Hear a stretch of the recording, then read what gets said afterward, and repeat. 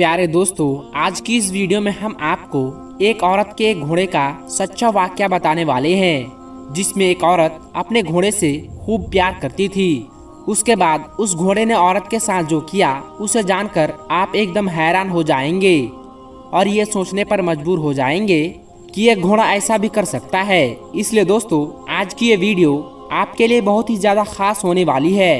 आप इस वीडियो को पूरा आखिर तक देखते रहिए और जल्दी से आप इस वीडियो को एक लाइक करके चैनल को भी सब्सक्राइब कर ले, क्योंकि हम आपके लिए बहुत ही प्यारी प्यारी वीडियो लाते रहते हैं। प्यारे दोस्तों, भारत एक ऐसा देश है जहां पर जानवर पालना एक आम सी बात है।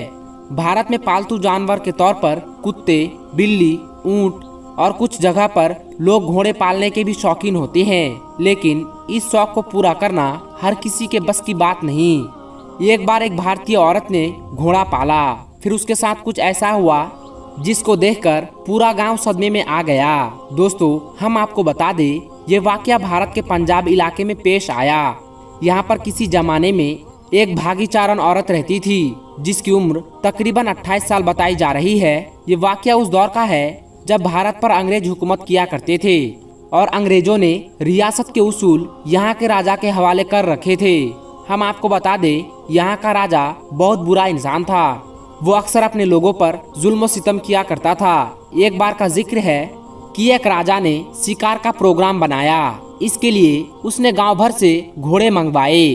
खूब तहकीक के बाद राजा के आदमियों ने भागीचारण का भी घोड़ा चुन लिया और फिर उसको राजा के सामने पेश करके कहा, महाराज, ये घोड़ा इंतहाई आला किस्म का है और इसकी तरबियत भी बहुत अच्छे तरीके से की गई है।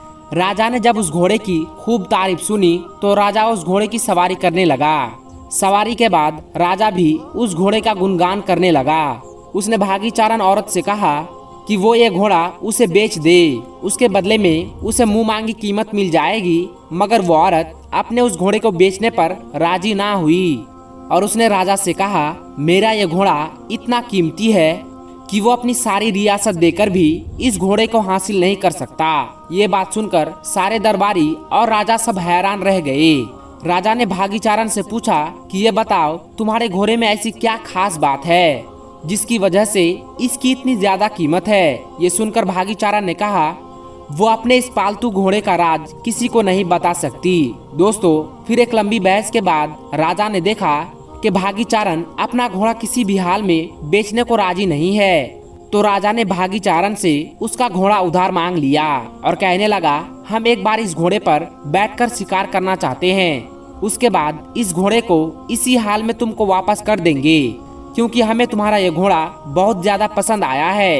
ये सुनकर भागीचारण ने राजा से कहा, ठीक है, लेकिन मेरी एक शर्त है। इसके लिए आपको मेरे घोड़े को शाही घोड़े का खिताब देना होगा और इसकी देखभाल पर आने वाला खर्च आपको 1 साल तक अदा करना होगा। राजा ने जब ये शर्त सुनी तो हैरान हो गया। कुछ देर सोचने के बाद राजा ने भागीचारण की शर्त मंजूर कर ली और कहा, ठीक है, शिकार से वापस आने के बाद हम तुम्हारी ये शर्त पूरा कर देंगे। उसके बाद भागीचारण ने अपने घोड़े को राजा के हवाले कर दिया। राजा उस घोड़े पर बैठकर एक दिन शिकार पर चला गया। जंगल में घोड़ा तेज तेज दौड़ता रहा। राजा ने उसे रोकने की बहुत कोशिश की, मगर घोड़ा ना रुका। घोड़ा जंगल के घने हिस्से की तरफ दौड़ता चला गया। ये देखकर राजा के सिपाही और उसके साथ जो आदमी थे, सबके सब हैरान थे कि इससे पहले राजा ने इतने घने जंगल में कभी शिकार नहीं किया। ये सब लोग भी राजा के पीछे पीछे चलते गए। राजा का घोड़ा काफी देर तक ऐसे ही दौड़ता रहा और उन्हें जंगल के एक ऐसे हिस्से में ले गया जिसे कोई नहीं जानता था। राजा ने देखा, यहाँ पर शिकार के लिए परिंदे और जानवर लातादाद मौजूद है और हर तरफ जंगली फल भी मौजूद थे और मीठे पानी के चश्मे भी बह रहे थे। ये देखकर राजा बहुत खुश हुआ और उसने वहाँ पर जी भर कर शिकार किया, मीठा पानी पिया, फल भी खाए और फिर वापस महल की तरफ लौट पड़ा। शिकार से लौटने के बाद राजा ने वो घोड़ा भागीचारण को वापस लौटा दिया, लेकिन घोड़ा लौटाते हुए राजा बहुत दुखी था। राजा जान गया था कि ये घोड़ा बहुत कीमती है, इसमें कोई तो राज छुपा हुआ है। फिर सुबह को राजा ने अपने सिपाहियों को हुक्म दिया, जाओ भागीचारण और उसके घोड़े पर नजर रखो और वो राज मालूम करो। राजा के सिपाही भागीचारण के घर के पास पहुंचकर घात लगा दिया और उस पर नजर रखने लगे। कुछ दिन तक उन्होंने देखा हर रोज सवेरे भागी चारण उस घोड़े पर सवार होकर जंगल की तरफ जाती है। थोड़ी देर के बाद वो वापस आती है तो उसके हाथ में एक फल का टोकरा होता है। उस फल को बेचकर वो काफी अच्छी रकम कमा लेती है।